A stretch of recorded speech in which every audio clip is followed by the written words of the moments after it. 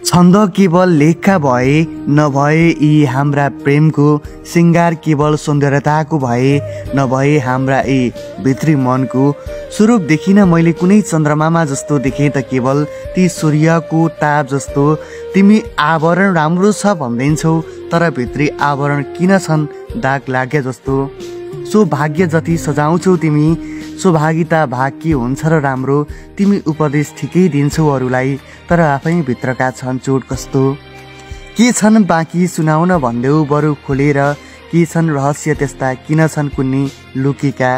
तिमी अटल हुन्छु भन्दैछौ रौद्र भाव देखाई तर ती अटल वृक्ष पनि एका रहोस् छन् लडेका। के माग्छौ भन तिमी के होलान् तिम्रो चाहना के पायौ तिमीले खै भन तिमीले अन्तमा। तिमी बुझ्दिनौ केही भन्छु म सुन्न तिमी चाहन्नौ तर हरेक पटक सम्झाउँछु तिमीलाई बुझ्न भने आफ्नो अन्तर्मन।